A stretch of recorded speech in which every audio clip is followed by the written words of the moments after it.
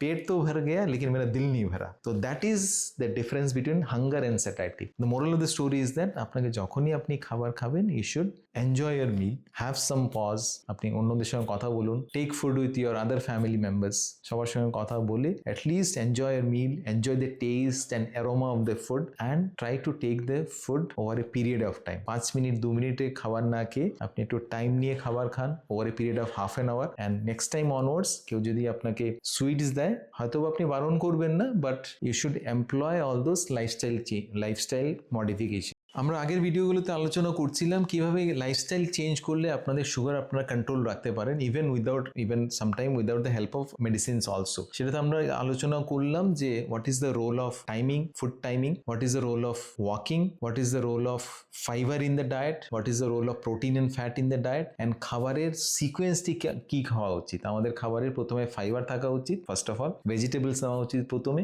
Then we can add protein and fat, and lastly আপনি starchy বা sugary জিনিস নিতে পারেন towards the end as a dessert. তো ওরকম ফুড সিকোয়েন্সিং করলে আপনার সুগার স্পাইক ততটুকু হবে না। তো আপনাদের এই ভিডিওগুলো যদি ভালো লেগে থাকে kindly subscribe to our channel and give us A Thums up and share with your friends so that it helps somebody else also. আজ আসুন আলোচনা করব আমরা কিছু অন্যান্য লাইফস্টাইল সম্পর্কে যেটা করলে আপনার সুগার স্পাইক হবে না, and it will give you a very controlled sugar all throughout. তার মধ্যে অন্যতম হচ্ছে কিছু ফুড অ্যাডিটিভস যেটা আপনি অ্যাড করতে পারেন। যেমন আপনি আপনার খাবারে যখনই আপনি খাবার খাচ্ছেন, স্পেশালি আমি যেটা বললাম খাবারের প্রথম জিনিস আপনি শুরু করতে পারেন অ্যাজ এ স্যালাড, কারণ স্যালাডে আছে ফাইবার আপনার হার্টের জন্য ভালো, আপনার ওজন কমানোর জন্য ভালো, আপনার কনস্টিপেশনের জন্য ভালো, কনস্টিপেশন প্রিভেন্ট করবে, আপনার সুগার স্পাইক করবে না, আপনার ইনফ্লামেশন প্রিভেন্ট করবে। তো যখনই আপনি স্যালাড নিচ্ছেন স্যালাডের সঙ্গে আপনি কিছু ভিনিগার মিক্স করতে পারেন, কারণ ভিনিগার হচ্ছে একটা সাবস্টেন্স যেটা আপনার সুগার রেজ করবে না, কারণ ভিনিগারে ইউজুয়ালি যখনই আমরা নিচ্ছি তখন কিন্তু আমাদের যে সুগার রেজ করার যেটা প্রবণতা সেটা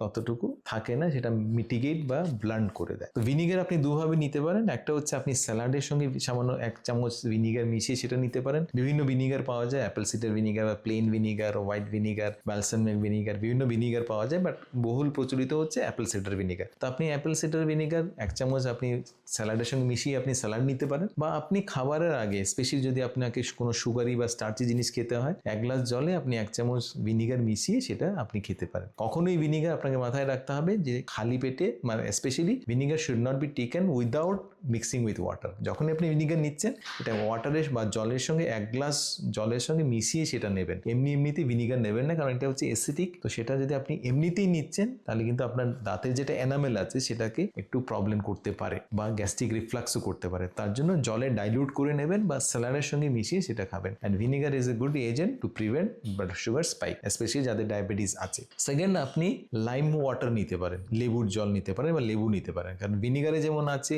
অ্যাসিডিক অ্যাসিড যেটা প্রিভেন্ট করছে সুগার স্পাইক, তেমন লাইমে আছে বা লেবুতে আছে সিট্রিক অ্যাসিড, সেটাও আপনার সুগার স্পাইককে প্রিভেন্ট করছে। So this are very few simple things you can do so that you can decrease your sugar spike. Second, আপনি যেটা করতে পারেন সেটা লাইম এন্ড ভিনিগারের সঙ্গে আপনি সিনামন নিতে পারেন। সিনামন বলতে হচ্ছে দারচিনিতে কিছু কম্পাউন্ড আছে, সেটা নিলে আপনার সুগার স্পাইক ততটুকু হবে না। তো সেটা আপনি, এগুলো হচ্ছে কয়েকটা জিনিস যেটা আপনি খাবারের সঙ্গে মিশিয়ে নিতে পারেন, অ্যাডিটিভ করতে পারেন, যেটা করলে আপনার ততটুকু সুগার স্পাইক হবে না। তো that is something very important. Next যেটা আমরা আলোচনা করব সেটা হচ্ছে, আমরা অলরেডি আলোচনা করেছি কখন খাবো, খাবার কি অর্ডারে খাবো। রাত্রিবেলা আমাদের খাবার অ্যাভয়েড করা উচিত, কারণ রাত্রিবেলা যখনই আপনি লেট নাইট খাবার খাচ্ছেন, আমাদের লেট নাইটে কিন্তু ইনসুলিন রেজিস্ট্যান্স থাকে বডিতে, সবার বডিতে। তো সাপোজ একটা ফুড আপনি দিনের বেলা খাচ্ছেন, আবার সেম ফুডই আপনি রাত্রিবেলা লেট নাইটে খাচ্ছেন, দুটোর গ্লুকোজ রেসপন্স কিন্তু সেম থাকবে না। সকালে যে আপনি সকাল 9টায় যে খাবারটা খাচ্ছেন সেটা থেকে যতটুকু সুগার আপনার স্পাইক হবে, রাত্রিবেলা 11টায় যদি কোনো খাবার খান সেটা থেকে সুগার স্পাইক অনেক বেশি হবে, যদিও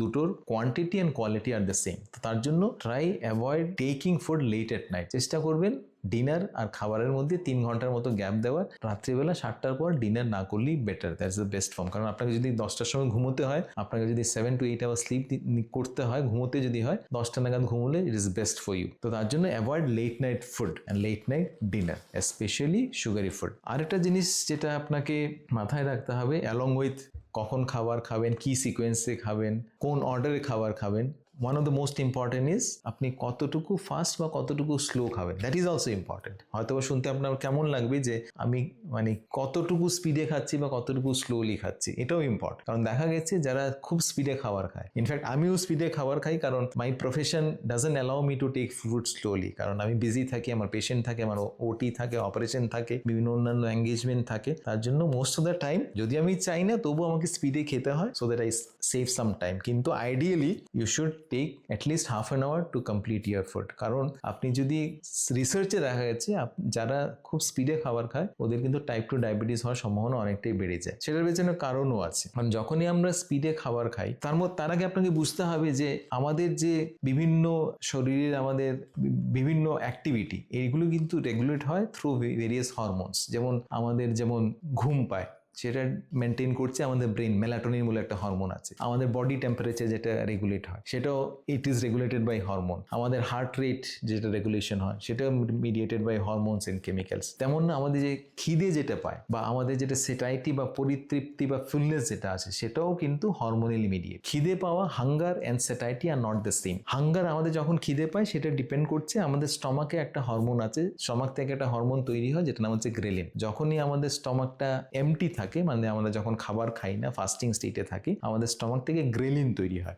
গ্রেলিন মেক্স আস হাংরি। যখনই গ্রেলিন তৈরি হবে স্টমাক থেকে তখনই আমাদের খিদে পাবে। আর যখনই আমরা খাবার খাবো, স্টমাক যখন খাবার খেলে ডিস্টেন্ট হয়ে যাবে তখনই স্টমাক থেকে গ্রেলিনের পরিমাণটা কমে যাবে, সিক্রেশনটা। আর যখনই গ্রেলিনের সিক্রেশন কমে যাবে আমাদের হাঙ্গার সেন্সেশন যেটা মানে খিদের যেটা সেন্সেশন সেটা কমে যায়। আরেকটা জিনিস যেটা হচ্ছে সেটা হচ্ছে স্যাটাইটি বা ফুলনেস। তো স্যাটাইটি বা ফুলনেস কিন্তু গ্রেলিন করছে না বা স্টমাক থেকে হচ্ছে না, এটা হচ্ছে ফ্রম আওয়ার ইন্টেস্টাইন। আমাদের যে পেট আছে, ইন্টেস্টাইন আছে, স্মল ইন্টেস্টাইন বা লার্জ ইন্টেস্টাইন, সেটা থেকে অন্যান্য কিছু কিছু হরমোন তৈরি হয়, যেমন কোলিসিস্টোকাইনিন বা পেপটাইড ওয়াই। এগুলো হচ্ছে সাইন্টিফিক, তবুও একটু জাস্ট আমি বলে রাখছি। তো ইন্টেস্টাইন থেকে কোলিসিস্টোকাইনিন বা পেপটাইড ওয়াই নামক হরমোন তৈরি হয়। তো যখনই ফুড আমাদের ইন্টেস্টাইনে যায় তখন এই কোলিসিস্টোকাইনিন বা পেপটাইড ওয়াই সিক্রেশন হয় ইন্টেস্টাইন থেকে, সেটা ব্রেনে যায়, সেটা আমাদের বলে যে আমাদের স্যাটাইটি বা ফুলনেস হয়েছে, মানে আমাদের আর খেতে হবে না, উই আর টোটালি ফুল। তো যখনই আমরা স্পিডে খাবার খাচ্ছি, কারণ আমাদের খাবার যখনই আমরা খাচ্ছি প্রথমে সেটা স্টমাকে যাবে, আমাদের গলা থেকে স্টমাকে যাবে, স্টমাক থেকে কিছু টাইম লাগবে ফুডটা স্টমাক থেকে ইন্টেস্টাইনে যেতে। তো যখনই আমরা ফাস্ট খাবার খাচ্ছি, খুব ফাস্ট খাচ্ছি, আমাদের কিন্তু হাঙ্গার হয়তোবা আমাদের ফুডটা স্টমাকে থাকছে আর আমাদের হাঙ্গারটা ডিক্রিজ হয়ে যাচ্ছে কারণ ফুড ডিস্টেন্ট করছে স্টমাক, কিন্তু আমাদের ফুড কিন্তু তখনও সময় পায়নি ইন্টেস্টাইনে যাওয়া। তো তার জন্য আমাদের যে স্যাটাইটিটা কিন্তু ততটুকু হয়নি, মানে আমাদের ফুলনেস কিন্তু ততটুকু হয়নি, কারণ আমাদের ফুড কিন্তু অলরেডি যায়নি আমাদের স্টমাক থেকে ইন্টেস্টাইনে। তো যদিও আমাদের হাঙ্গারটা কমে যাচ্ছে, আমাদের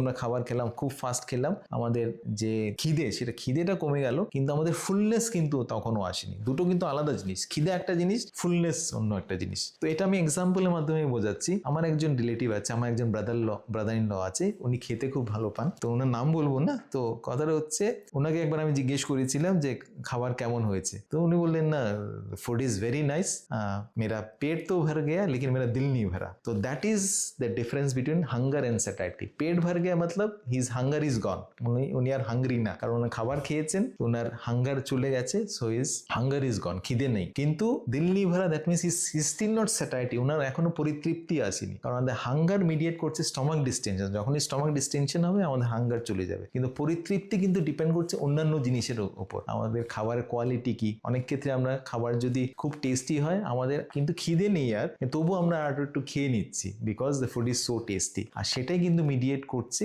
আমাদের এই হরমোন যেটা কোলিসিস্টোকাইনিন বা পেপটাইড ওয়াই যেটা ইন্টেস্টাইন থেকে সিক্রেট হয়। আর যখনই আমরা খুব স্পিডে খাবার খাই তখন কি হয়, আমাদের হাঙ্গার তো কমে যায় কিন্তু আমাদের পরিতৃপ্তি আসে না। তো তার জন্য আমরা কি হয়, উই ওভার ইট। তো তার মানে হচ্ছে যখনই আমরা স্পিডে খাবার খাচ্ছি তখনই কিন্তু আমরা we tend two over it, we consume more calories.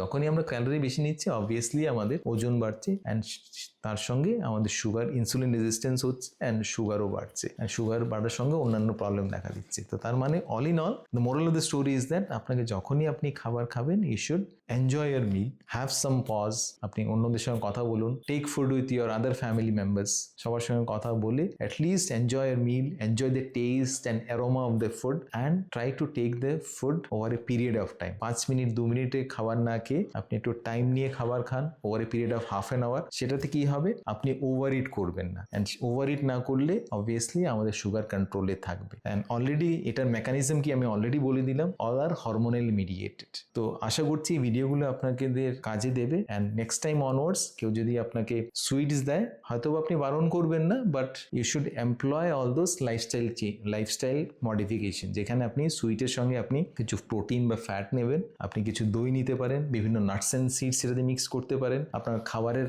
অর্ডারটা আপনি চেঞ্জ করবেন, আগে ফাইবার নেবেন, ভেজিটেবলস নেবেন, তারপর প্রোটিন বা ফ্যাট নেবেন, যেমন মাছ বা মাংস বা ডিম, বিভিন্ন নাটস অ্যান্ড সিডস, পনির বা দই, ওগুলো নেবেন। And last you can take your desserts and sweets. ওগুলো করলে ধীরে ধীরে খাবার খেলে বা খাবারে কিছু ভিনিগার, স্যালাডে ভিনিগার বা লাইম বা সিনামন অ্যাড করলে আপনার কিন্তু সুগার কন্ট্রোলে থাকবে, সুগার স্পাইক হবে না, ওজন নিয়ন্ত্রিত থাকবে, কমপ্লিকেশনস গুলো হবে না। শুধু যে ডায়াবেটিক্সদের ক্ষেত্রে সেটা প্রযোজ্য সেটা না, even for non diabetics also, যাদের সুগার অ্যাবসলিউটলি নর্মাল আছে, ওরাও এগুলো করলে সুগার কন্ট্রোলে থাকবে, সুগার স্পাইক হবে না। আর সুগার স্পাইক থেকে অনেক সাইকোলজিক্যাল, মেন্টাল অ্যান্ড ফিজিক্যাল সমস্যা দেখা দিতে পারে। তো সেটা যে শুধু ডায়াবেটিক্সের যে ক্ষেত্রে প্রযোজ্য সেটা না, এই লাইফস্টাইলগুলো ইনফ্যাক্ট সবারই করা উচিত, যেটাতে will gain maximum healthy lifestyle. Thank you all for your patient here.